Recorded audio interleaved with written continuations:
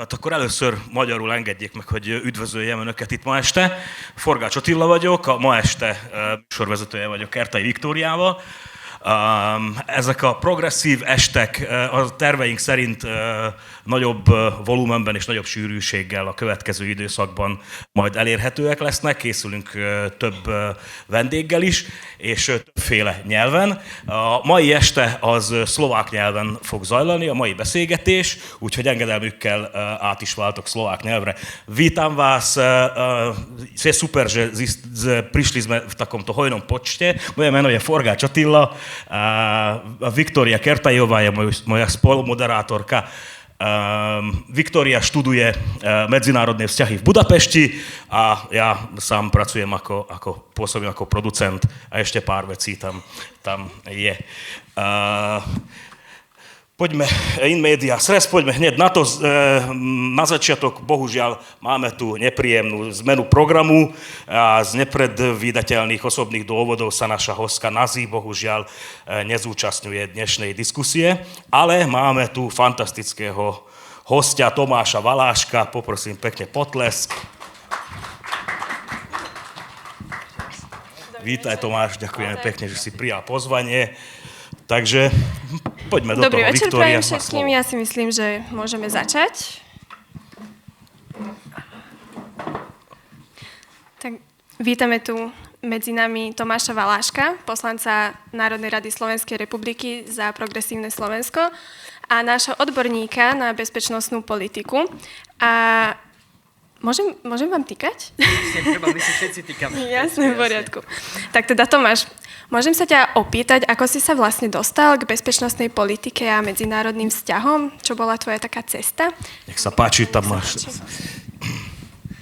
Výborná otázka, lebo nezačal som pri medzinárodných vzťahoch, študoval som žurnalistiku a dokonca som si vybral úplne iný typ žurnalistiky, úplne iný od zahraničnej politiky, bol som športový novinár. Takže ja som bol ten, ktorý na futbalových zápasoch v Senci a inde robil priame vstupy z druhej ligy, kričal gól, keď domáci skorovali. Ale po nejakom čase ma trošku šport omrzel, prijal som ponuku, dostal som štipendium na štúdium v USA, odišiel som na školu v USA. Tam som začal robiť v miestnom rádiu takú malú show o Európe, lebo som pochopil, že tu je vlastne o to silný záujem. Boli sme relatívne noví a exotickí pre nich v Amerike, lebo železná opona, ja už som starý, železná opona padla tesne predtým, boli ranné 90. roky a niekto zo strednej Európy, to bolo skoro ako zo zoo, a to proste nevídali. Takže bol záujem o to, že kto som, kto sme, však sme boli viacerí, tak som začal robiť takú pravidelnú show o dianí v strednej Európe a už som tak nejak ostal pri tej zahraničnej politike cez prácu s Madeleine Albright, prácu v Bruseli, v Londýne a vo Washingtone cez NATO až do Progresívneho Slovenska. Ďakujeme pekne. Je to veľmi zaujímavý a nečakaný príbeh pre mňa aspoň. A ja by som možno rovno premostila do Iránu.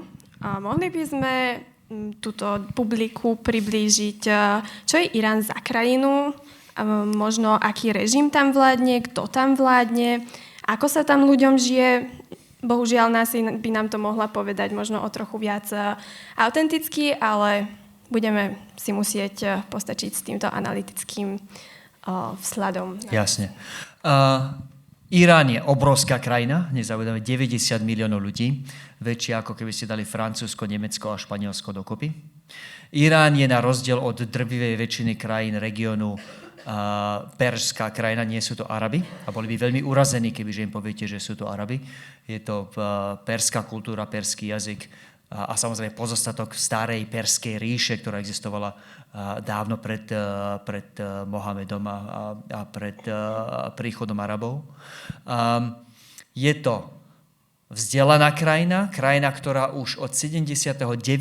roku žije pod režimom klérickým, tvrdým, náboženským a takým dosť fanatickým, ktorý dosť tvrdo a kruto trestá ľudí, ktorí s ním nesúhlasia. Možno evidujete, že len pred pár mesiacmi bola vlna protestov už niekoľká v novodobej histórii Iránu.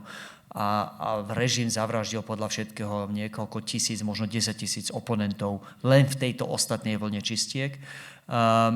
Takže je to krajina, kde vládne brutálny režim, ktorý už pred týmto útokom sa k ľuďom správal kruto a nemilosrdne, ale je to relatívne vzdelaná krajina, ktorá je zároveň paradoxne na to, že je vedená ľuďmi, ktorí majú v ideológii a priamo v zákonoch nenávisť voči Izraelu, nenávisť voči USA. Keď si robíte prieskum, jedna z najprozápadnejších krajín, minimálne keď sa pýtate ľudí v mestách, či Teheráne, Išefane, či inde. A je to tiež osudom ťažko skúšaná krajina, lebo je už podľa toho, ako to rátate, v tretej vojne za ostatných pár rokov. Najskôr bol izraelský útok, potom sa pridali aj Spojené štáty ešte minulý rok, a ktorá tam ako 2 vojny. A teraz samozrejme táto tretia novodobá je z nich zatiaľ najhoršia. Ďakujeme pekne, je to tak. A tiež by som možno dodala, že pred tým 79.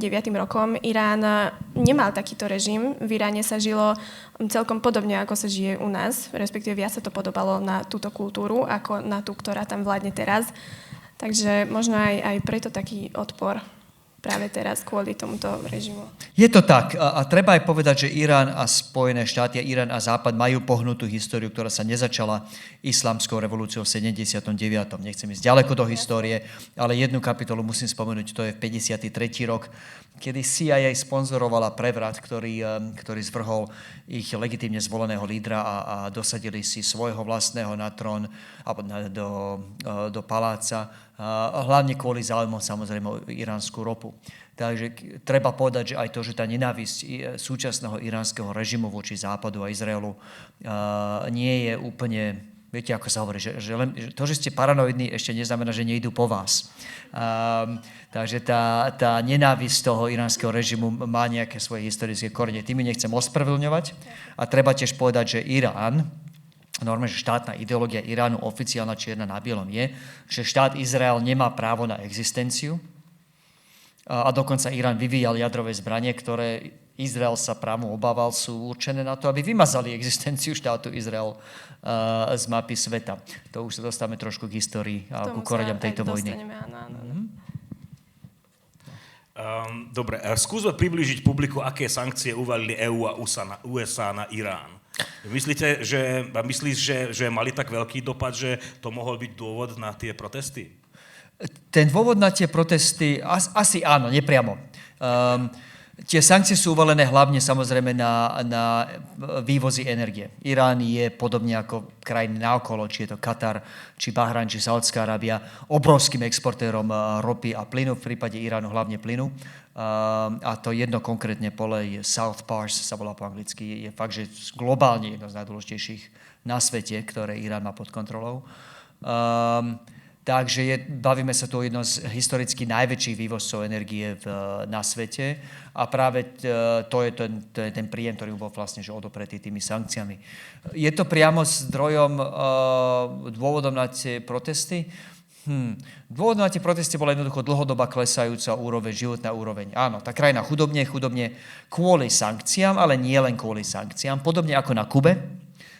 Deje sa to, že jednak sankcie iste ochudobnili tú krajinu, ale zároveň režim kontroluje všetky ostatné elementy, nie všetky, ale podstatné piliere ekonomiky. V prípade Iránu je to najmä tá iránska revolučná garda, IRG, ktorá majetkovo vlastní priamo obrovskú časť ekonomiky a takisto samotný ajatola, ľudia okolo vlády. Takže je to aj nekompetentnosť ľudí, ktorí sú vo vláde a de facto si sprivatizovali alebo znárodnili veľkú časť ekonomiky. To, čo sa stalo pri tých posledných protestoch, ešte krátko k nim, bolo pozoruhodné, lebo pri tých predošlých vlnách protestov to boli väčšinou, predposledná vlna boli ženy.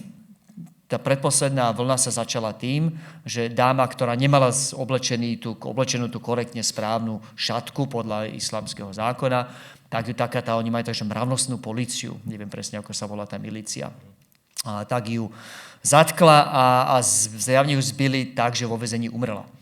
Takže tá predposledná vlna protestov boli hlavne ženy a ľudia, ktorých sa to hlboko dotklo, že žena len kvôli tomu, že nemala správne oblečenie, mladá žena prišla o svoj život. A tí, čo protestovali, boli ľudia, ktorí boli aj tradične proti režimu. To, čo bolo pozorovať na tej ostatnej vlne protestov, je, že sa zbúrili ľudia, ktorí boli doteraz piliermi režimu. Chlapi, bazáristi, takí tí, čo proste v tej šedej, aj v tej neformálnej, ale aj tej otvorenej ekonomike na tých trhoch predávali či elektroniku, či iné veci. To boli ľudia, ktorí boli tradične konzervatívnejší, boli možno v Teheráne, ale neboli z Teheránu a boli doteraz, dovtedy sa na nich mohol režim spoliehať. A zrazu sa oni vzbúrili. Preto boli tie posledné protesty dôležité a zaujímavé, lebo už to mal taký nádych, že vlastne, že posledná garda, posledný pilier toho režimu odchádza. Keď už oni nie sú na strane vlády, tak kto je? Teraz už im neostalo nič iného, len sila.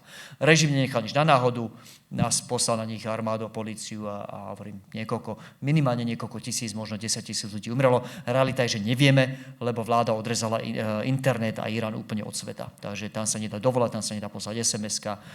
Raz za čas sa nejaký novinár dovolá cez satelitný telefón, ale o Iráne vieme, znútra Iránu vychádza strašne málo informácií. A to platilo aj pred vojnou, už od tých protestov. Ďakujeme. Tak, poďme asi rovno ku konfliktu, ktorý tam vznikol. Strašne veľa o tom počujeme v médiách, počujeme rôzne naratívy, rôzne informácie, tak možno správame si v tom trochu poriadok. Ako by sme stručne vysvetlili, ako tento konflikt a hlavne prečo začal? Ten konflikt nie je prvá vojna medzi Spojenými štátmi a Izraelom ani dokonca za ostatných 12 mesiacov. Ten vývoj je zhruba taký, že keď prišiel Donald Trump k moci v roku 2016, zdedil po Barackovi Obamovi zmluvu, ktorú sa podarilo podpísať s Iránom. Podpísala ju na jednej strane iránska vláda, na druhej strane skupina krajín USA, Európa, dokonca aj Rusko bolo signatárom. Tá zmluva volala sa komplikovane JCPOA, Joint Comprehensive Agreement, ani si presne nepamätám, obmedzila čo vie Irán robiť s jadrovým materiálom, lebo tá obava, ktorú Spojené štáty chceli v tom čase adresovať, bola, že Irán vyvíja jadrové zbrane. Irán formálne jadrové zbrane nemá, ale vieme z istotou, že vyrobil niekoľko desiatok, možno stovák kilogramov vysoko obohateného uránu, ktorý je využiteľný len pre jadrové zbrane. Čiže ho celkom právom Spojené štáty, Izrael a iní upodozrievajú z nekalých úmyslov, že sa jadrovú zbraň asi pokúša vyrobiť. Ale do roku 2016 to bolo pod kontrolou, lebo podarilo sa podpísať dohodu po dlhoročnej diplomácii, ktorá v podstate ten iránsky jadrový program obmedzila. Zaviedli sa kamery v tých fabrikách, kde obohacovali urán. Mali sme prehľad o tom, čo robia, čo nerobia. Prišiel k moci Donald Trump, tú dohodu vypovedal. Odtedy sa Irán pustil dosť strmhlavo do výroby ešte väčšej kopy obohateného uránu a v podstate bolo jasné, že je na trajektórii v nejakom čase si vyvinúť aj jadrové zbranie, ak sa tak rozhodne. Po nejakom čase si už Izrael povedal, že toto on tolerovať nebude a hoci dostaneme sa k povahe tejto vojny, je nelegálna podľa všetkých medzinárodných zákonov, ale rozumiem obave Izraelu, že keď máte vedľa seba štát 90 miliónový, ktorý má vo svojej oficiálnej štátnej ideológii, že štát Izraelu má byť vymazaný z mapy sveta a vyvíja si jadrovú zbraň. Po tom, čo Izrael bol napadnutý, síce nie Iránom, ale arabskými krajinami, 3-krát vo svojej histórii, 3-krát, ak sa nemýlim. Tak opäť, asi mali dôvod na tú obavu. Takže najskôr minulý rok zaútočil na iránsky jadrový program Izrael, keďže Spojené štáty rýchle pochopili, že Izrael sám nemá prostriedky na to, aby zničil ten jadrový program. Vstúpili do hry aj Spojené štáty a zhodili tie obrovské bomby. Možno ste o nich počuli, volajú sa Massive Ordnance Penetrator, obrovské bomby, ktoré vedia preraziť niekoľko desiatok metrov železobetónu. Zničili podľa všetkého tú zásobu alebo tú fabriku, kde Irán vyrábal obohatený urán. A toto všetko sa stalo v júni. Prezident Trump, vojna skončila, prezident Trump vyhlásil, že iránsky jadrový program je zničený. Áno. A ku podivu, áno. Potom sa o 6 mesiacov neskôr začalo opäť zmrákať. Najskôr povedal Izrael, že on nemôže tolerovať, že sa Irán pokúša obnoviť tento svoj jadrový program. A kým bola pozornosť sveta na Venezuele a možnosti vojny o Grónsku, to si ešte pamätáte? Veď obavy boli nie Irán, ale Grónsko pred pár mesiacmi. Tak zrazu začali Spojené štáty presúvať lietadlové lode, najskôr jednu, potom druhú k Iránu. A z ničoho nič začala v toho 25. februára, ak sa nemýlim, vojna, ktorej načasovanie vraj bolo spustené tým, že Izrael mal informácie, že sa práve stretáva celé vysoké vedenie iránskej vlády, vrátane najvyššieho duchovného ajatoláha Ali Chameneiho so všetkými svojimi ministrami. No tak ich zbombardovali a zabili toho ajatoláha, ministra obrany, šéfa revolučných gárd a kopu ďalších ľudí z vedenia. A odtedy tá vojna trvá. K tomu, ako sa vyvíja, sa dostaneme o chvíľku.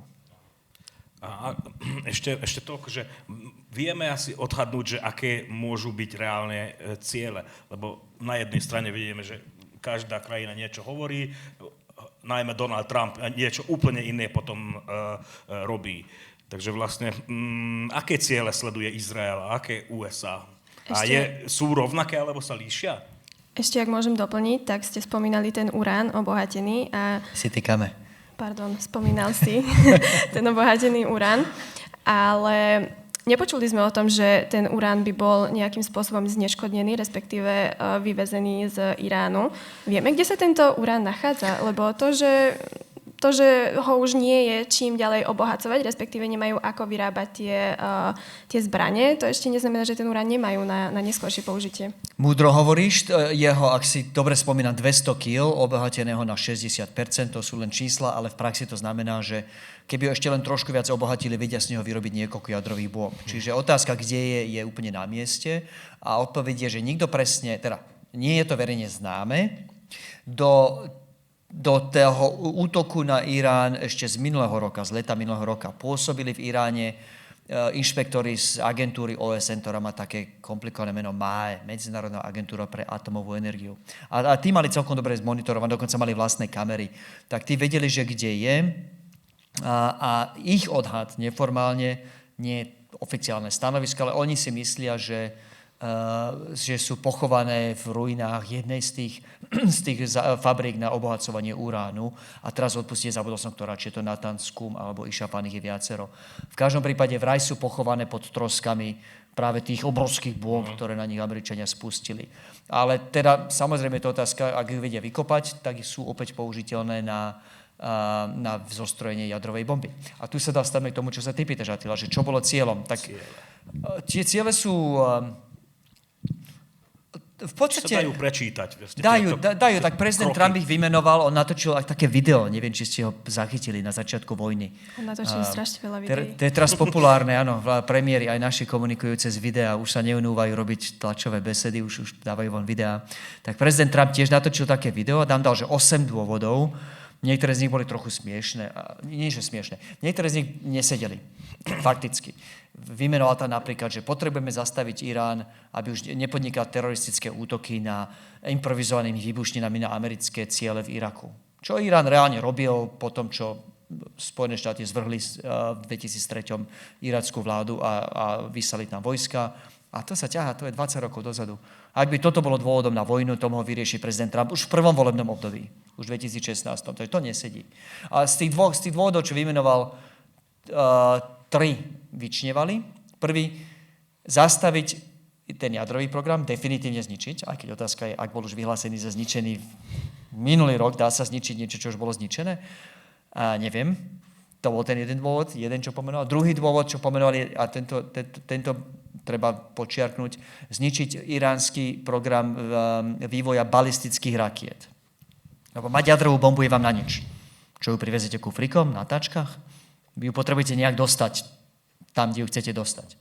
A práve preto potrebovali sa, aj Izrael, aj USA sa obávali toho iránskeho programu balistických rakiet, lebo aj konvenčná raketa vie napáchať obrovské škody. Dnes Irán zbombardoval jedno z tých plynových polí v Katare a ceny plynu okamžite išli na burzách do stratosféry. Takže aj konvenčná raketa vie napáchať škody, ale najväčšia obava je samozrejme kombinácia rakety s jadrovou hlavicou. Takže zničitie rakety, to bol druhý veľký cieľ Attila, a ten tretí bol, a toto je citlivé a kontroverzné, zmena režimu. Izrael si už povedal, a Spojené štáty ho v tom podporili, že už stačilo.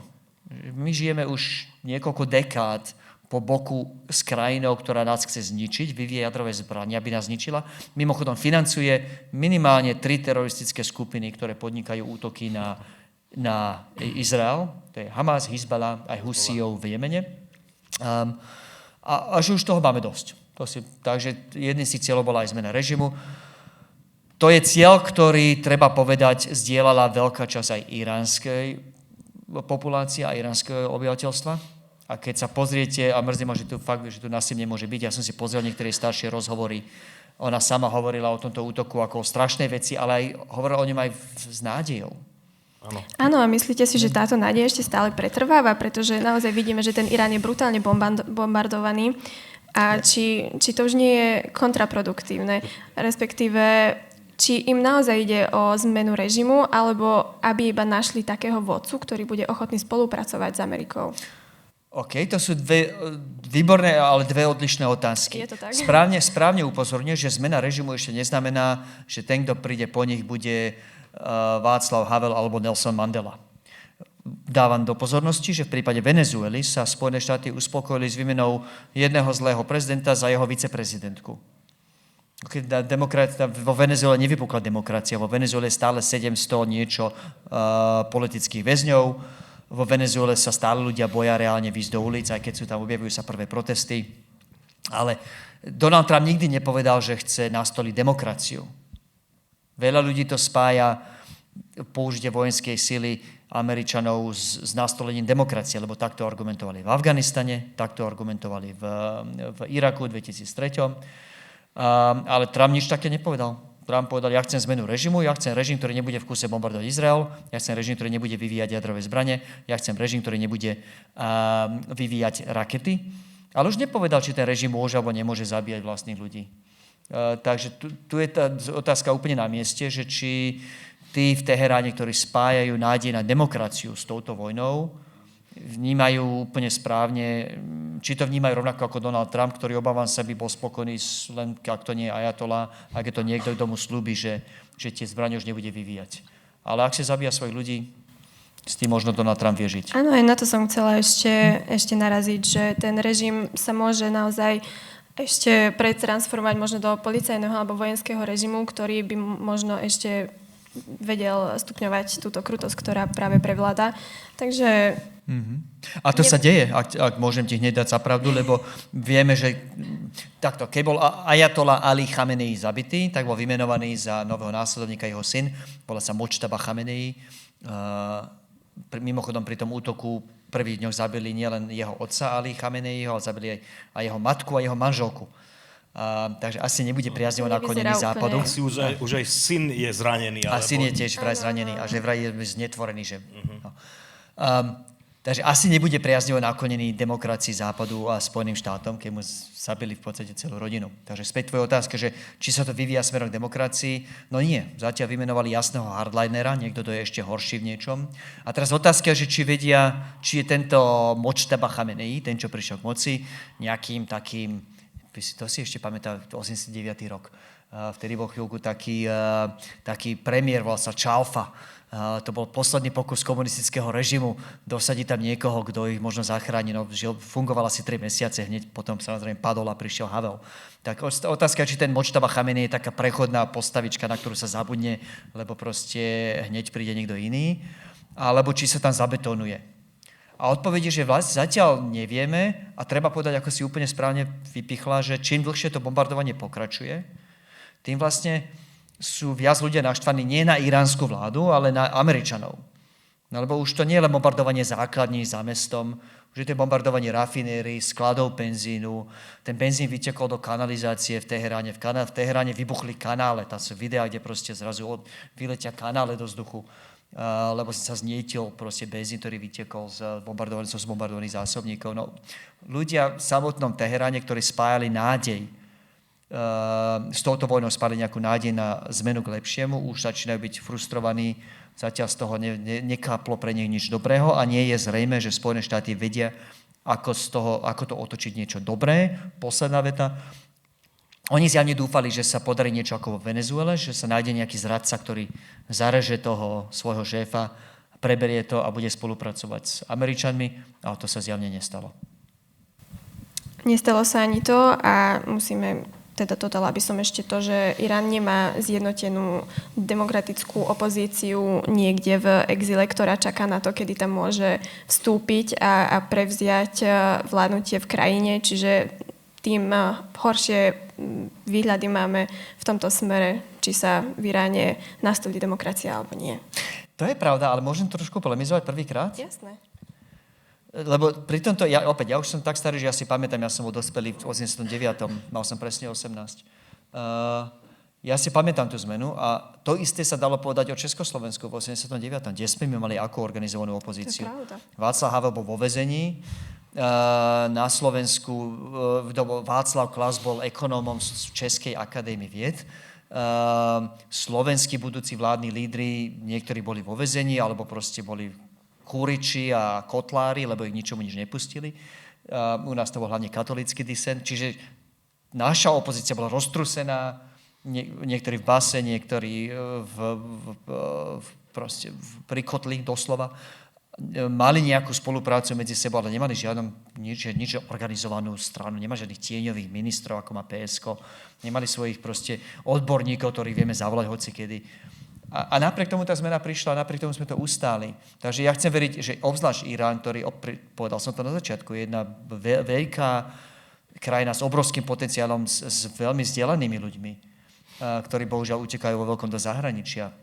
Kalifornia je plná vzdelaných, šikovných Iráncov. Ja si myslím, že by to dali, aj keby nebolo aj bez ohľadu na to, že nemajú nejakú zorganizovanú opozičnú stranu, no ale momentálne tie bomby skôr posilňujú režim, treba povedať. To je super pohľad. Ďakujem. Dobre, poďme teda ďalej. Donald Trump tvrdil, že konflikt skončí rýchlo a potom pripustil, že môže trvať aj týždne. Dopustili sa Američania strategických chýb. Ako to vidíš? A rozmýšľam, ako to povedať diplomaticky. Nemusíte diplomaticky. Keď niekto, tak ty to... Nie, tak Donald Trump nie je človek, ktorý rozmýšľa 10 krokov dopredu a zvažuje plán A, plán B, plán C. No, poviem to otvorene, pôsobí dojmom veľkého diletanta a ešte pred vojnou v Iráne by som povedal, že to je možno, že sa možno mýlim, ale že tu už tie dôkazy sú jednoznačné. On zjavne nerátal s tým, že tá vojna bude trvať tak dlho. On nerátal s tým, že ten režim prežije. On nerátal s tým, že ten režim nielenže prežije, ale bude mať schopnosť sa vlastne odplatiť útokmi na všetky krajiny naokolo. On nerátal s tým, že ten režim bude mať schopnosť zavrieť Hormuzský prieliv, tie prieliv, cez ktorý chodí, koľko je to, neviem z hlavy, 50%, typnem si, všetkého svetového plynu a ropy. Čiže okamžite nás samozrejme odrezal, najmä Európu a Áziu. Spojené štáty nedovážajú veľa plynu a ropy z Perského zálivu, ak vôbec nejaký. Hlavne nás v Európe a zákazníkov v Ázii odrezal od našich zásob, od našich dodávateľov plynu a ropy a zjavne s ničím z toho nerátal a zjavne teraz tápa. Pred 36 hodinami vyhlásil, že musíte mi všetci pomôcť znovu otvoriť Hormuzský prieliv. A keď ho poslali európski lídri, ale aj Japonci a iní do keľu, lebo však vy ste si túto vojnu začali, vy ju aj dokončíte, tak včera vyhlásil, že my sme najsilnejšia krajina na svete, my žiadnu pomoc nepotrebujeme. Tak potrebujete alebo nepotrebujete? Ak nepotrebujete, prečo ste to neotvorili už sami? Takže zjavne tápa. Je to tak a keď sa už bavíme o Hormuzskom prielive, Prečo nikto nezabezpečil tento prieliv už skôr? Veď ten prieliv sa nachádza medzi tak výbušnými a nestabilnými krajinami, že prečo si tá Ázia napríklad, alebo kľudne aj Európa nezabezpečila tento prieliv už skôr, respektíve aj Amerika kľudne? Že ako s tým nemohli rátať? No, neviem, či sa to celkom dá. To je práve to, na čo narážame. Ono to je, že oveľa ľahšie. Ty nepotrebuješ zničiť každú jednu loď, čo prechádza tým Hormuzským prielivom. Stačí zničiť jednu, dve. A stanú sa 2 alebo 3 veci, okamžite idú ceny ropy do stratosféry, lebo po A všetky poisťovacie spoločnosti, ktoré poisťujú tie lode, to sú neskutočne drahé lode, že tie supertankery, to sú stovky miliónov, to sú lode veľké ako niekoľko futbalových štadiónov. Tie poistky sú strašne drahé. Takže si ich samozrejme všetci poisťujú, lebo keď prídeš, to zbankrotuje aj tú veľkú ropnú spoločnosť. Takže sú poistené, poistky sú drahé a najhoršie je, keď tú poistku nedostaneš. Lebo ti Lloyd's of London povie, že sorry, ideš do vojnovej zóny, odpálili 2 lode minulý týždeň a ja ti nepoistím niečo, kde je celkom slušná šanca, že prídem o 100 miliónovú vec. Takže prestali poisťovne poisťovať. Mimochodom, že aj námorníci nechcú ísť, počúvam anekdoticky, že proste problém zohnať ľudí do posádky, veď by išiel do vojnovej zóny za tých pár stovák mesačne, čo tí Pakistanci, Ukrajinci a Indovia majú na tých lodiach. To sú väčšinou... Niečo podobné ako s pilotmi do Dubaja. No, takže v podstate opäť netreba trafiť každú jednu loď, stačí dronmi, sú také, že míny, čo sa vypustia, same sa doplavia na miesto, plus tie míny sa dajú strčiť do motorového člna malého. Prevezete ju na miesto, keď vyšlete 100 takých člnov, 80 Američania nájdu a vyhodia do vzduchu, fajn, ale 20 tam príde tú mínu vyhodí, z tých 20, čo vyhodilo 15 Američania nájdu, ale 5 ostane. A z tých 5 sa 4 netrafia, lebo lode ich obidú, ale 1 trafí. A hneď je zle. Takže keď máš takúto logiku, keď je takto ľahké ten lodný priemysel vystrašiť a zastaviť, tak neviem, či je vôbec možné ten Hormuzský prieliv reálne na silu rozchodiť. Preto aj ten odkaz Európanov, keď Donald Trump pred tými 36 hodinami povedal, poďte mi všetci pomôcť, a nielen Európania, ale aj Čína a iní, ten odkaz bol, to sa nedá. Niektorým povedali, že nechceme, lebo čo si rozbil, to si oprav, alebo zaplať. To boli Nemci, ale Francúzi mu aj povedali reálne, že my sme pripravení prísť, ale že to sa nedá. Že fyzicky urobiť to, čo idem, že každý jeden motorák na pobreží Iránu idem zbombardovať. Toľko ľudí nemáme ani my. Mimochodom, čím tam prídem? Loďou. No čo sa tej lode stane? No zbombardujem ju. A ja ich mám len X. Takže to, čo vyčítajú, to, čo hovoria Európania a Amerike, aspoň teda Francúzi, je skončite túto vojnu, musíte pochopiť, že ste dostali trošku na frak a že to neskončí tak, ako ste chceli, že totálnou kapituláciu Iránu. A potom vám pomôžeme vyčistiť Hormuzský príliv od mín. Vyšleme tam naše mínolovky, vrtuľníky, všetko, ale nie keď tá vojna trvá a keď nás Irán ostreluje a keď tu každú chvíľku vyloží nové míny. To sa nedá. Toto je minimálne postreh alebo postoj Francúzska. Ďakujem. Ja som ešte čítala, že Čína uzavrela bilaterálnu dohodu s Iránom, že budú prepúšťať čínske lode. Ja sa pýtam, ako tieto lode budú prepúšťať, keď tie míny sú vyložené v tom Hormuzskom prielive? Povedia im, kde sú? Alebo ako? Lebo ono to je pekne napísané na papieri, že čínske lode môžu prejsť Hormuzským prielivom, ale ako? Výborná otázka. Tu sa priznám, že neviem a sám som sa pýtal, lebo Čína nie je prvá. India má podobnú dohodu a indické lode už prešli. A teraz neviem, či prešli spôsobom, že Irán im zagarantoval, že nezbombardujeme vás zo vzduchu, ale čo sa týka tých mín, veľa šťastia, oni sa proste prežehnali a išli. Alebo či im aj povedali, kde tie míny sú. Ak im povedali, kde tie míny sú, no tak by to samozrejme využili aj ostatní, pretože však to sa rozkrikne. Takže skôr si tipnem, že sa prežehnali a išli. Ale úprimne neviem. Dobrá otázka. Hádam sa dozvieme. Zistím. Možno keď vybuchne prvá čínska loď, tak sa dozvieme veľmi rýchlo. Čo dúfame, že sa nikdy nestane, samozrejme. To teda dúfame. Dobre, možno prejdeme trošku na tie... Ešte by som mal taký dotaz, čo napadlo, že tak teda pre Európu je väčší problém to zdraženie, alebo to nedostatok? Alebo vlastne to... Áno, však jedno spôsobilo, to druhé spôsobilo to prvé. Áno. A to, čo je zlé, blbé, Attila, je, že nie je zrejme, že keby sa aj tá vojna skončila zajtra, že ten tok sa obnoví okamžite. No veď to. Lebo dejú sa dve veci, ktoré by nás mali trápiť. Pripomínam ešte raz, že obzvlášť nás. Minimum z toho plynu a ropy, čo sú vyvážané z Perského zálivu, idú do Spojených štátov. Väčšina ide do Európy alebo do Ázie. A deje sa teraz to, že tie tankery, čo aj boli aj už v dispozícii, že prešli a mierili do Európy, sa otáčajú, lebo Ázia nás prepláca. Lebo Japonsko, Južná Kórea sú ešte závislejší ako my na rope a plyne z Perského zálivu, tak zaplatia viac. A v tomto priemysle, keď zaplatíš viac, tak ten kamión sa otočí, tak keby šiel taxík po teba a 100 metrov pred tebou sa otočí, lebo niekto zaplatil viac. Takto to zjavne funguje s tankermi, to som nevedel, ale teraz zistujem. Takže tankery, čo už mierili k pobrežiu Európy, sa otočili a idú teraz do Ázie. Takže nedostatok plynu a ropy spôsobil, že ceny vyleteli dosť do stratosféry a obzvlášť tým, že teda Čína nás prepláca. A to, čo by nás malo trápiť, je, že nie je žiadna garancia, že sa to vráti späť, kebyže aj vojna zajtra skončí. Lebo dejú sa dve veci. Niektoré tie plynové polia, keď raz vypneš, a Katar napríklad vypol asi najväčšie plynové pole na svete, lebo dostalo pár zásahov, tak nechcú, aby v tých rúrach bol plyn, aby zásah malým dronom nespôsobil kvôli tomu plynu ešte väčší výbuch, tak ho vypli. No, že znovu ho spustiť, to nie je ventilátor, že prídeš cvak a môžete znovu spustiť, to znamená pomaly nejak rozbieha, to môže byť pokojne, že dní až týždne. Takže kebyže aj zajtra vojna skončí a kebyže je aj to plynové pole v dokonalom stave s tými všetkými rúrami, kompresormi a neviem čím, tak potrvá možno niekoľko týždňov, kým sa znovu obnoví ten tok. A to je niekoľko týždňov, kedy proste toho plynu stále bude málo na trhoch. Druhý problém, a toto ma veľmi znepokojilo doslova, že len včera, že si začali už navzájom ostreľovať aj vo veľkom tie plynové polia.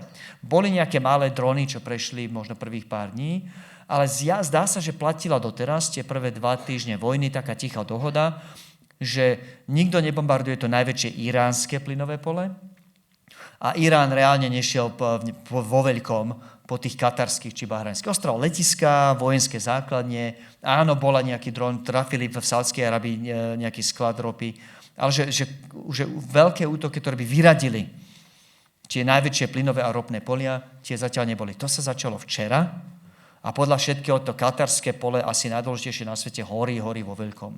Čiže teraz nielen to je otázka, že naštartovať fungujúcu fabriku z nuly zase na 100, a ty tú fabriku musíš možno aj znovu opraviť. A to môže byť pokojne teraz nie že týždne, ale mesiace. Takže niečo, čo už aj tak spôsobilo krátkodobý šok, ale ten krátkodobý by bol minimálne týždne kvôli reštartovaniu, teraz bude možno niekoľko mesiacov. Týchto 24 hodín bolo veľmi, veľmi zlých.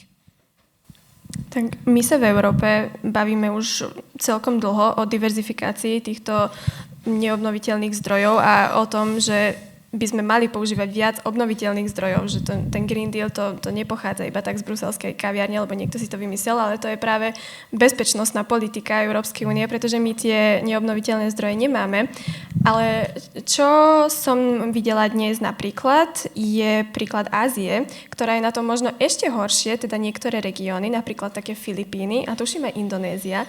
A oni neviem, či neskrátili pracovný týždeň na 4 dní presne kvôli tomuto, že nemajú v podstate dostatok tej ropy. Môže byť. Ja pripomínam, že keď bola plynová kríza na Slovensku v roku 2009, ešte si pamätáte? To sú dve ukrajinské vlády dozadu. Pohádala sa vtedy ukrajinská vláda, ktorá vládla s ruskou vládou o dodávkach, o cenách plynu a Rusi ich vypli. Lenže keď vypnete Ukrajincov, vypnete aj Slovensko, lebo my sme tá ďalšia zastávka na tej linke toho plynovodu v tomto prípade. Takže nám bol vypnutý v 2006, ale aj v 2009, ten 2009 to bolo horšie. Plyn na niekoľko dní, možno týždňov. A vtedy sme prišli asi o 1% HDP, to sa zdá, že 1%, no, že to je 1% HDP, je dnes 1,5 miliardy, či koľko. A fabriky sa zastavali. US Steel prestal fungovať. Musel zavrieť produkciu na nejaký čas, už si nepamätám koľko a nechcem si vymýšľať. Čiže áno, ak toto potrvá dlhšie, tak rationing, čiže prideľovanie, obmedzovanie, že ropa a plyn na benzín, plyn na prídel, je možno niečo, čo bude nasledovať a nie len v Ázii. Ázia je na tom horšie. Tí majú podstatne väčšiu závislosť na Perskom zálive ako my. My predsa dostávame ešte niečo z Afriky a nie málo. Alžír je celkom významným producentom plynu, Nórsko je významným producentom plynu, ale Ázia je na tom najhoršie. A toto možno nahráva do kariet momentálne Rusku? Strašne.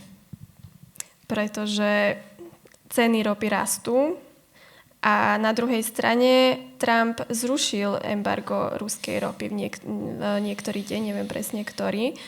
Tým pádom toto hrá v prospech Ruska, teda vo vojne na Ukrajine a A celkom to ničí teda šance Ukrajiny momentálne.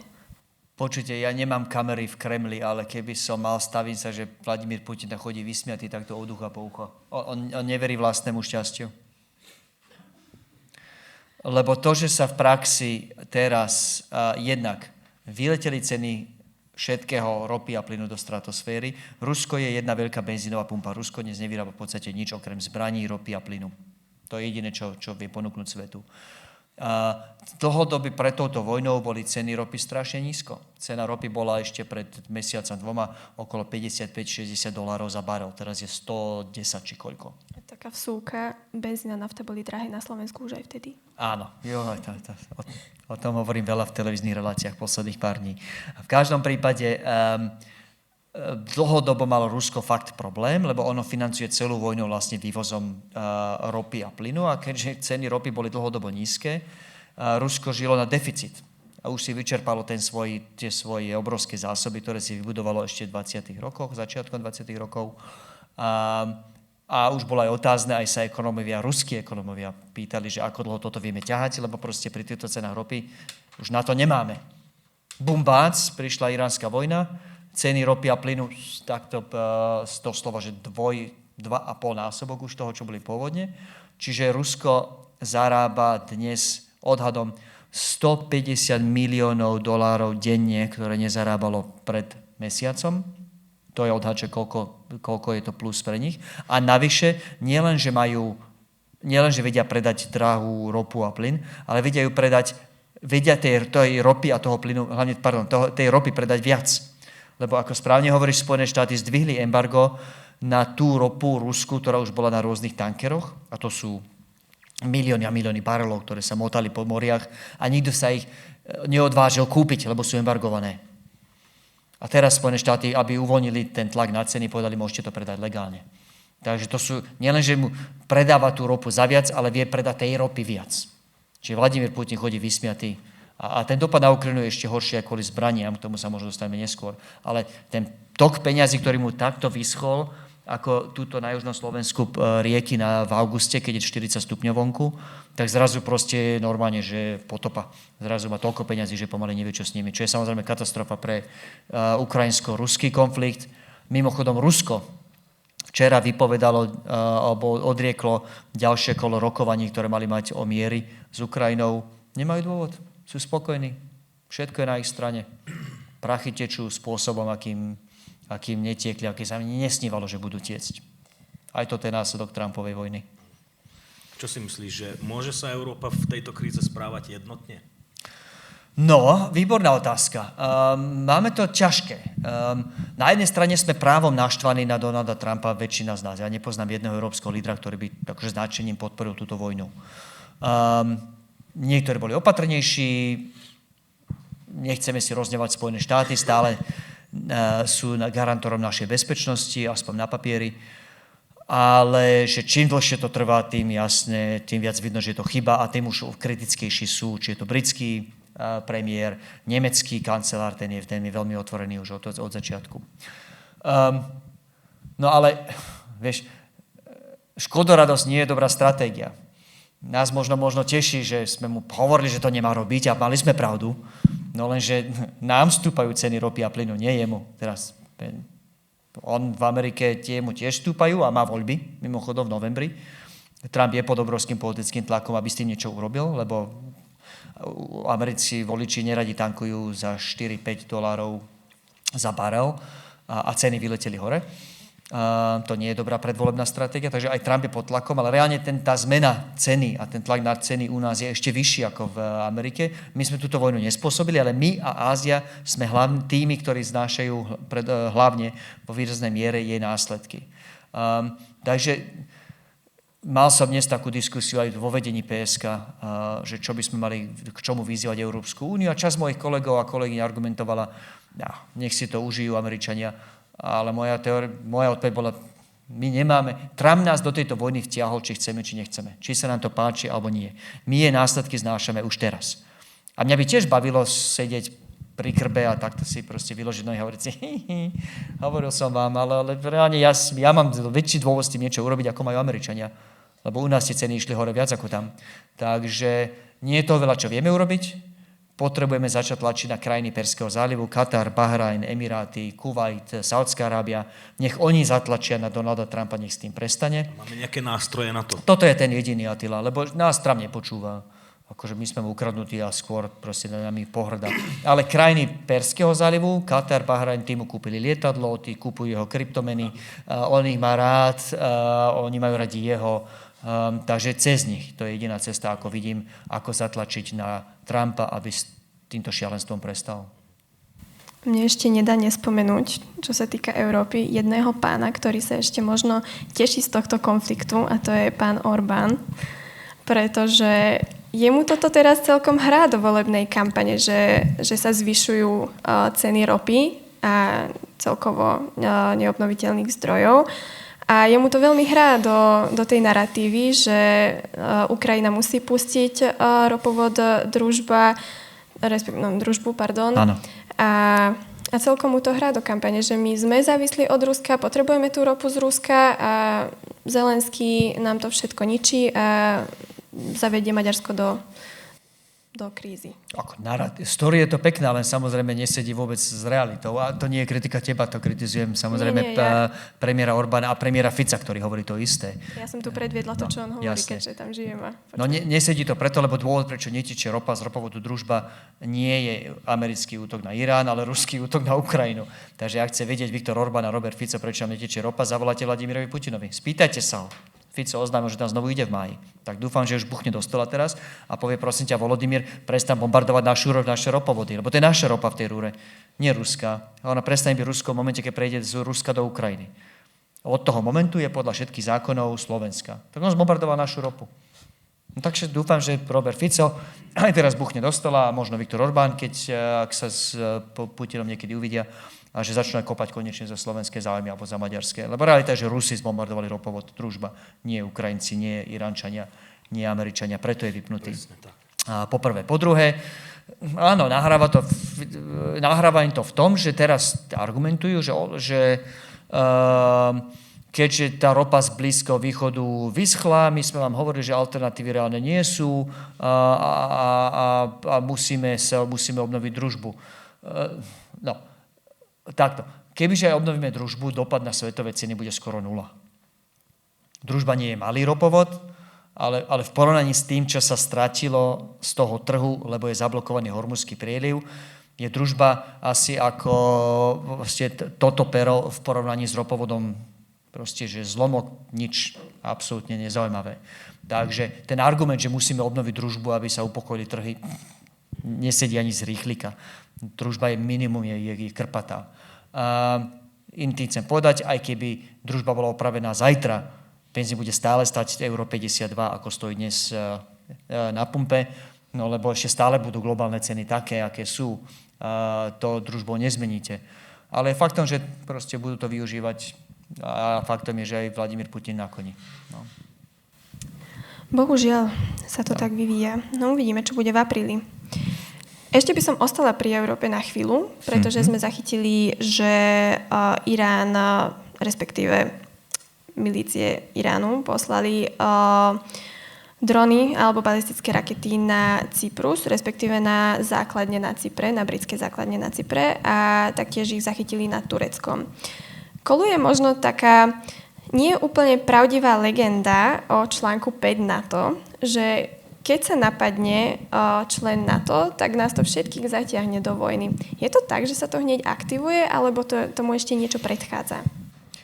Nie je to tak, vždy tomu niečo predchádza, to niečo je konzultácia medzi spojencami, ale nikde nie je napísané, že to automaticky skončí spoločnou akciou všetkých spojencov proti tomu, kto napadol jedného z nás, lebo ešte je pokojne možné, že si tá krajina ani nepožiada o aktiváciu článku číslo 5 a Turecko si nepožiadalo. Ani len o aktiváciu číslo 4. Ani o článku číslo 4. Článok číslo 4 je tá časť Severoatlantickej zmluvy, ktorá v podstate len konzultácie. Článok číslo 5 je volanie o pomoc. Článok číslo 4 je prosba o radu. Alebo chcem vám povedať, čo ma trápi. Len aby sme priblížili, tak napríklad článok 4 bol aktivovaný, keď sa objavili ruské drony nad územím Európy. Tak, nad Poľskom a Rumunskom, tedy áno. Takže Turci nič také neurobili, tá škála, to nie je, že buď alebo, že spojenci nepomáhajú vôbec, alebo všetci spojenci sú vo vojne. Tá škála, ako môžu spojenci pomôcť, je proste plynulá, tam sa dá prechádzať z nulovej pomoci do čiastočnej pomoci. Turecko už dlhodobo.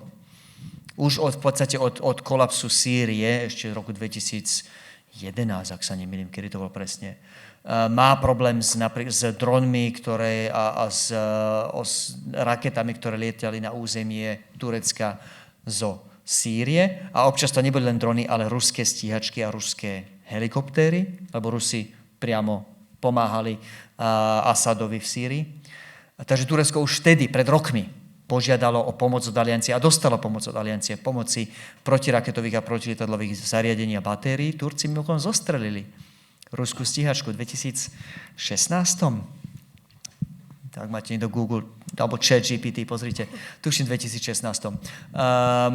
Takže Turci už dlhodobé, Turci žijú nespokojné a nestabilné časti sveta. Nie je to prvýkrát, keď im niekto prekročil hranicu alebo vypálil raketu ich smerom. Na aliancie ich už dlhodobo podporuje tým, že im tam v podstate už na polopermanentnej báze drží protiraketové a protilietadlové systémy. Toto nie je situácia, ktorú by Turecko nepoznalo už predtým. Ani aliancia. A čo by muselo nastať reálne, aby sa článok 5 aktivoval? Myslíš teraz v regióne? Áno. No, lebo ako logicky, napadnutie Ruska Poľska Ruskom. Poľsko neplánuje napadnúť Rusko. A keby Rusko napadlo Poľsko, tak samozrejme článok číslo 5. Ale pýtaš sa asi, že na Blízkom východe, čo by sa muselo stať. Nemyslím si úprimne, že je v silách Iránu, ani v záujme Iránu napadnúť Turecko. Tam je jediný spojenec Turecko. Áno, správne podotýkaš inak, to je málo spomínaný a často zabudnutý fakt, že Spojené kráľovstvo, Veľká Británia, má svoje dve vlastné kúsky územia na Cypre. Ty si povedal, úplne správne výrad. Tie suverénne a autonómne oblasti sa volajú, tuším, SAO, Sovereign and Autonomous. Cyprus dovolil Spojenému kráľovstvu, Veľkej Británii, operovať na svojom území dve základne, ale podľa britských zákonov. Takže oni sú vlastne normálne, že kúskami Británie na Cypre a tam vypálil Irán takisto drony. Čiže teoreticky už aj to by sa dalo považovať za útok na spojenca. Ale reálne, ako to by spojenci asi poslali Britov do hája, keby sa chceli na základe tohto pokúšať o článok číslo 5. Attila, upokojím ťa, neviem si predstaviť situáciu, že by do tohto bolo vtiahnuté NATO. Ak je toto, čo sa pýtaš, moja obava nie je, že NATO bude bojovať do týždňa, že tá vojna sa vyvíja tak zle, že do týždňa sme v tom všetci. Nie. Tá vojna sa vyvíja tak zle, že do týždňa môžu byť pokojne ceny ropy $200 za barel. To je tá reálnejšia obava a to by nás malo trápiť. Bavili sme sa už o tom, o čo ide Izraelu a Amerike, ale keď sa pozrieme na Irán, možno o čo ide Iránu, keď útočí na krajiny Perského zálivu? Ide mu o to, aby rozptýlil možno tie americké sily v regióne, alebo skôr o to, aby možno vytvoril nejakú, nie nenávisť, ale skôr negatívny pohľad na Ameriku v regióne, aby sa s nimi príliš nekamarátili? Alebo ako toto vnímame? Áno, dobre si to myslím prečítala. Takto, Irán má dva ciele. Najskôr tie ciele, potom, že metódy, ktoré používa. Tie ciele sú v prvom rade prežiť a v druhom rade ukončiť tú vojnu tak, aby ich už Spojené štáty a Izrael nikdy nenapadli. Lebo pre nich nie je bohviaká situácia, že ich Izrael sám alebo so Spojenými štátmi napáda každých 6 mesiacov. Spomenul som, že posledná vojna bola v júni, ďalšia v februári. Takže to, že zavreli Hormuzský prieliv, si myslím, že je hlavne signál voči Iránu, voči Izraelu a voči Spojeným štátom a všetkým okolo nich, že ešte raz to urobíte, toto bude následok. Že vždy, keď na nás zaútočíte, my proste vypneme ten plynovod a ten obrovský plynovod a ropovod, tak to tak môžem voľne nazvať, ktorým je Hormuzský prieliv. Túto moc máme. Vy ste vedeli, že ju máme, vy ste mali vedieť, že do tejto misie sa nemáte ani púšťať, urobili ste tú hlúposť a my vám to teraz dokážeme a necháme vás to vyžrať, aby ste nás už nikdy nenapadli. Ale v prvom rade chcú prežiť a tie útoky na všetkých, Kuvajt, Katar, Irak, Bahrajn, Saudskú Arábiu, Emiráty, Cyprus, Turecko, Izrael, a ešte som určite pár krajín zabudol. Tie majú v prvom rade ani tak vtiahnutie krajiny do vojny, však Irán už má dosť nepriateľov, nepotrebuje ďalších, ale chce im dať dôvod, aby tieto krajiny zatlačili na Trumpa, aby prestal. Takže preto doteraz kalibrovali tie útoky, neútočil Irán napríklad na tie najväčšie ropné a plynové zariadenia v Katare. Vedeli, aby dal Kataru a iným vedieť, že ja to mám vždy v zálohe, to mám túto vo vrecku, túto kartu. A ja ju viem vyťahnuť hocikedy. To, čo chcem po vás teraz, je, aby ste zdvihli telefón a zavolali Trumpovi asi je na Floride, neviem, a povedali mu, nech prestane. Lebo keď neprestane, príde aj toto do hry. A stalo sa, že prišlo aj toto do hry. Stalo sa, že Irán už vyťahol tú najhoršiu kartu a začal bombardovať to najväčšie plynové pole na svete v Katare. Tak teraz úplne neviem. Ale ich cieľom určite nebolo rozšíriť ten konflikt, aby napadli aj tie ostatné krajiny. Ich cieľom je tak iritovať tie ostatné krajiny, že aby oni potom vypli Trumpa, tak povediac. A len to riziko je, že to prepisknú a tie krajiny naozaj napadnú Irán. A hovorí sa, že Saudská Arábia možno už aj lietadla potichu poslala a ak nie, že tak môže urobiť v najbližších dňoch. Dalo sa s týmto počítať, s takouto reakciou Iránu? Lebo akože dosť niektorých to prekvapilo, že začali strieľať na susedov. Určite. Lebo to nebolo prvýkrát, veď opäť toto je už tretia repríza.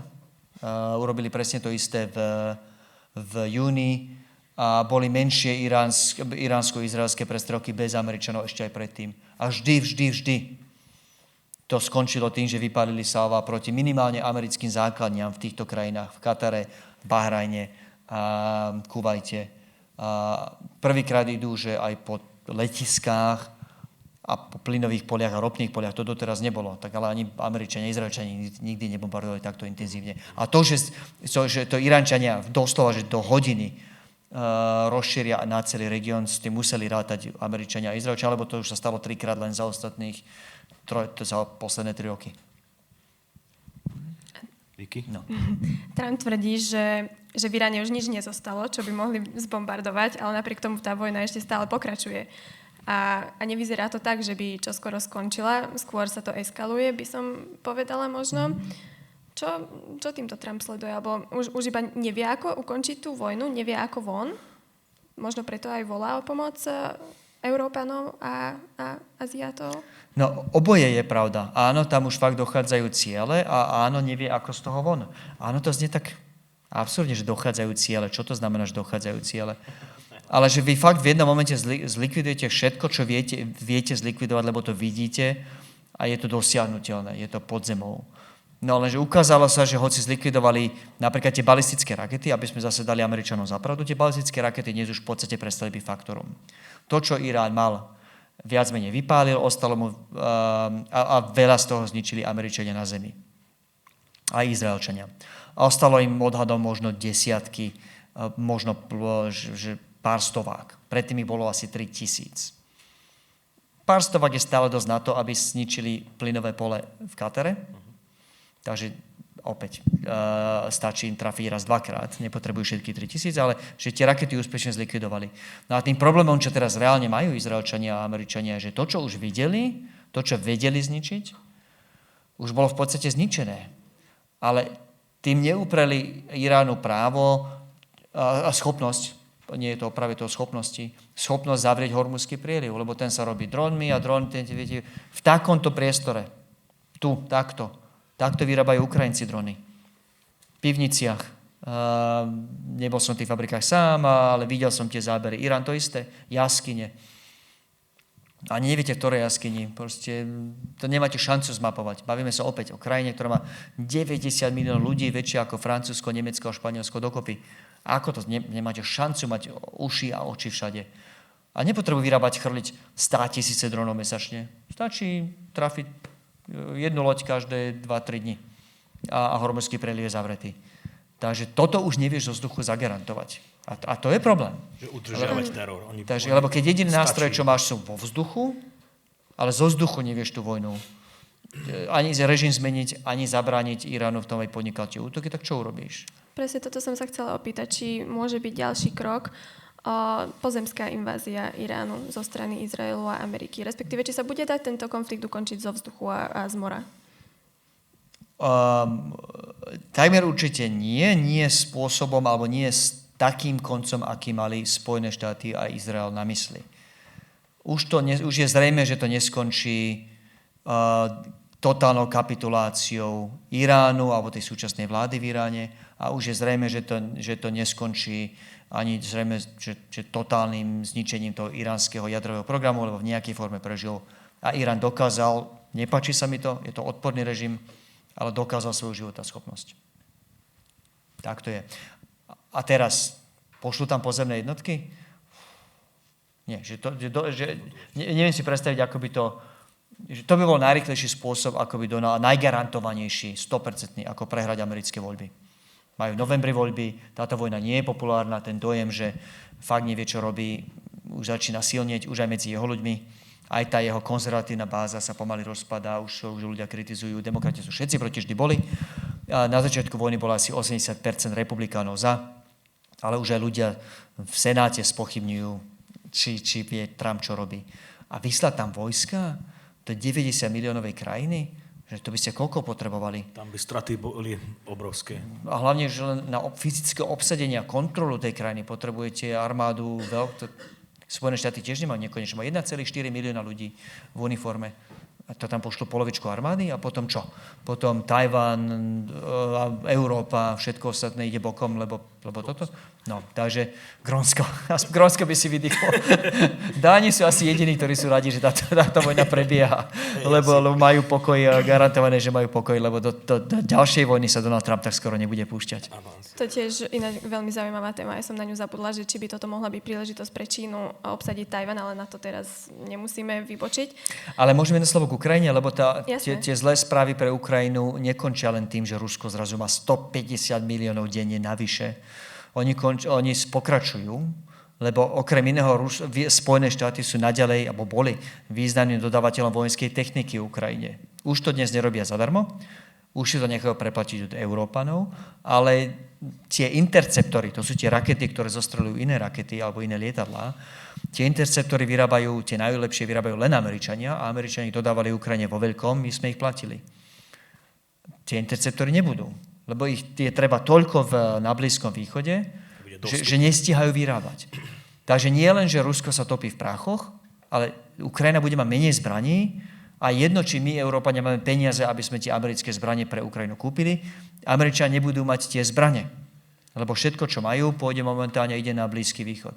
Čiže pre perspektívy Ukrajiny alebo rusko-ukrajinského konfliktu táto vojna je čistá pohroma.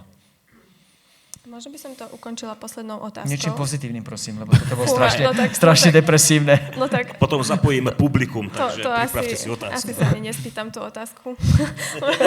Poďme do publika.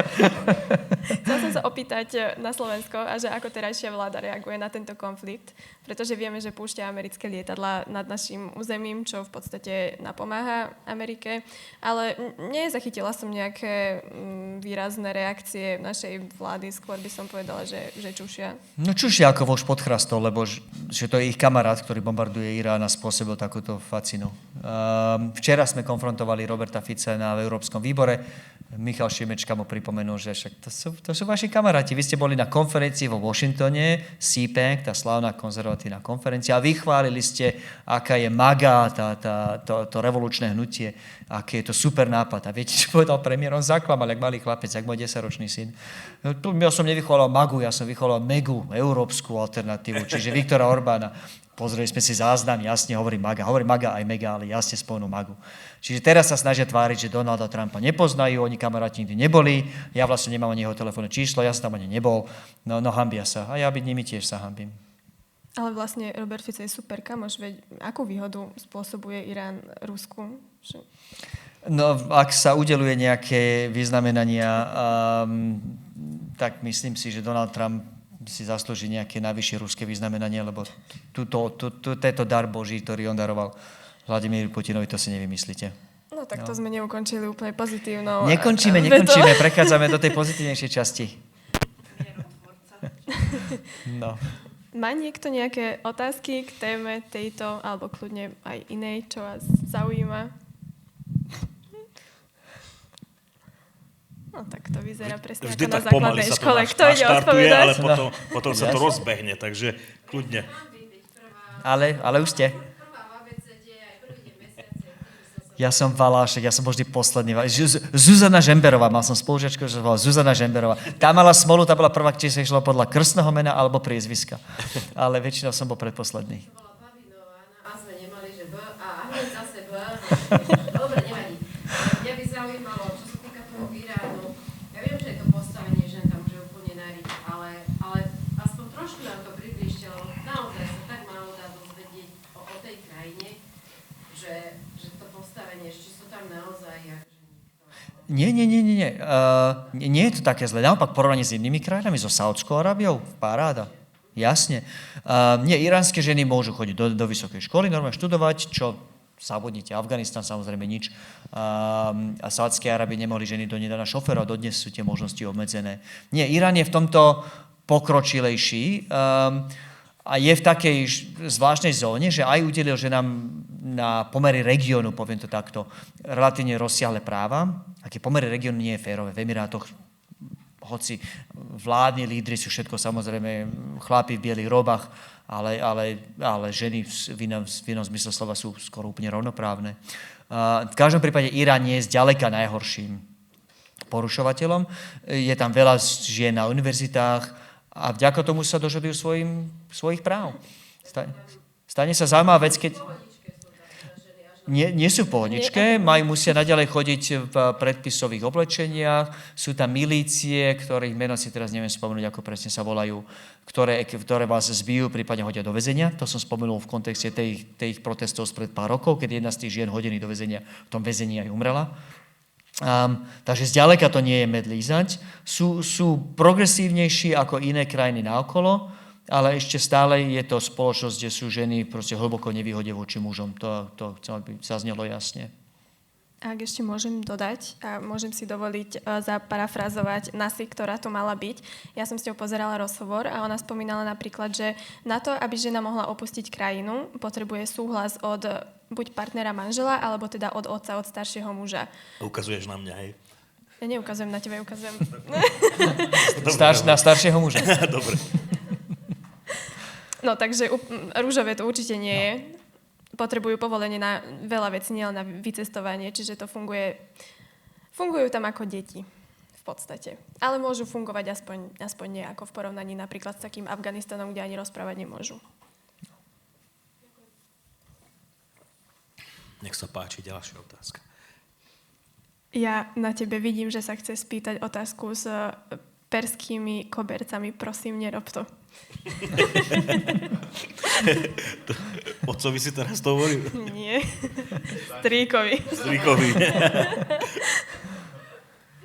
Pretože on ma strašil tým, že sa ma spýta otázku, že ako táto vojna bude vplývať na cenu perských kobercov. Ja sa obávam, že pančovaných perských kobercov, ktoré reálne nie sú z Iránu, je už na trhu toľko, že to ani veľký dopad nemusí mať. Ale na originál perské koberce. To by nebolo zlá investícia, ak ste nakúpili pred mesiacom. No. Dobre teda. Nech sa páči. Konečne. Aj dve. Mňa by skôr zaujímalo ohľadom tohto celého, či tu nebola nejaká dohoda medzi Amerikou a Ruskom, čo sa týka týchto vecí, lebo v podstate, keď si zoberieme, že oni si nás to otvorili Venezuelu, nejaký kvázi bečkových dodávateľov na ropu a tieto vlastná, ktoré potrebujú. A vlastne oni tým útokom, vlastne keď tým, že Izrael je ich kvázi dosť blízky spojenec Američanov, dodávajú spravodajské služby a všetky tieto ostatné informácie. Či tam nemohlo aj to byť, že vlastne oni išli do toho, že tá jedným vrzom sa zbavia Hizbaláhu, vlastne vieme, že Irán financuje Hizbaláh, aj Taliban, Hamas, aj Husiov, aj sírske gardy a všetky týchto oni, čo sú vlastne teroristické organizácie tam na okolí, ktoré ohrozujú priamo Izrael. Či to nemohlo byť niečo, s čím oni počítali, že to jak Putin ukončí za 3 dní tú vojnu a v prípade, že keď náhodou nie, tak majú plán B.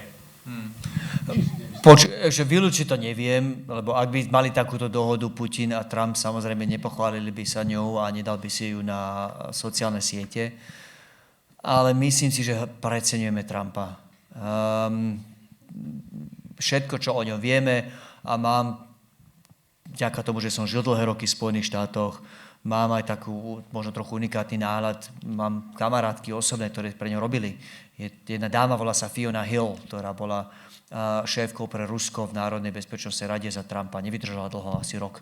Potom odišla a neskôr vypovedala proti Trumpovi počas tých vypočutí v Senáte.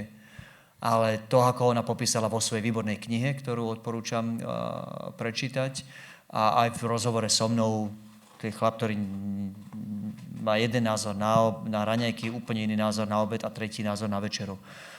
Pripisujeme mu systematickosť a schopnosť myslieť dopredu, ktorú za tých, koľko je, 80 rokov, čo je na tomto svete, nepreukázal v ničom. Ja si fakt myslím, že sa stali dve veci. Tá Venezuela ho naladila, proste ten úspech, a bol to po vojenskej stránke, ale vlastne aj po geopolitickej stránke, že obrovský úspech. Venezuela nie je demokraciou. Čakal to isté aj v Iráne? Ale Venezuela, presne, Venezuela dnes nie je hrozbou pre okolitý región. Venezuela prestala podporovať Kubu. Je pokojne možné, že Kuba padne. Sú veľké protesty na Kube. A Venezuela je dnes o niečo demokratickejšou spoločnosťou, ako bola pred rokom. Protesty študentov, ktoré tu boli naposledy pred dekádou. Opäť protestujú študenti v uliciach. To sa môže zmeniť. Tí pri moci vo Venezuele nie sú žiadni demokrati, ale zatiaľ je to lepšia krajina, ale žije sa tam lepšie, ako sa žilo pred americkým útokom. Takže to sa stalo v januári, ak sa nemýlim, to všetko len tento rok, je len marec. To je strašne zaujímavý rok z geopolitického hľadiska. To sa stalo v januári a myslím si, že ho to navnadilo. Že si povedal, keď sa to dá tam, tak prečo nie inde? Tuto všetci mi hovoria, že nemám, ja som to urobil a dopadlo to dobre. Tak to dopadne dobre aj tam, nie? No nedopadlo. Ukazuje sa, že Venezuela nie je Irán. Každý, kto trošku pozná Irán, mu to mohol povedať, možno aj povedal, ale tak to už máte s ľuďmi ako Donald Trump. Posledný faktor Izrael. Benjamin Netanyahu má prečítaného Trumpa, vie ako na ňo. Predpokladám, že mu povedal, počuj, mám informácie, všetci títo lídri budú v jednej miestnosti, v jednom rovnakom čase, teraz alebo nikdy. Už si urobil Venezuelu, poďme urobiť aj toto, budeš lídrom, ktorý sa napíše na veky do histórie. Možno vytesanú tvár na Mount Rushmore. A na toto zjavne dá. to stačilo. Presne, na toto dá. Fakt sa obávam, že za tým nebude nič iného. No. Tento človek si sa dožadoval Nobelovej ceny o mier, prosím pekne. Ale on už, pozor, mali sme spozornieť, keď, pamätáte si, to taká čudná epizóda, december, tuším, minulého roka, keď napísal norskému premiérovi, norský premiér má nič s Nobelovými cenami, to je nezávislá komisia, ktorá spravuje majetok pána Nobela. Neviem, či poznáte históriu Nobelových cien, to je zaujímavá iná história. Lebo pán Nobel bol vynálezcom, viete čoho? Dynamitu, ktorý potom následne v prvej svetovej vojne, jeho vynález zabil samozrejme 100 000 ľudí, tak proste z výčitek svedomia, že zarobil také strašné peniaze na niečom, čo sa ukázalo byť tak šialeným nástrojom vojny. On to nechcel, nezasobal vojenský priemysel, on to robil pre bane, ale zistil, že vyrobil niečo strašného, tak z výčitek svedomia dal všetky peniaze na Nobelovú cenu mieru a potom sa to rozšírilo na iné. A to spravuje nezávislá nadácia, ktorá nemá s norskou vládou nič spoločné. Donald Trump toto nevie, je veľa vecí, čo nevie, a napísal nahnevaný list norskej vláde, ako keby s tým niečo mala, že nedali ste mi tú cenu, tak ja už teraz sa prestávam zaujímať o ten mier, teraz uvidíte. A tedy sme to brali ako, že preskočilo, čo má proste nejakú zlú noc, ale že do mesiaca začala Venezuela a do 2 mesiacov začal Irán. Takže mali sme dávať väčší pozor. A medzi tým rada mieru, áno, ježiš, to je ďalšia story. Možno sme mu mali dať.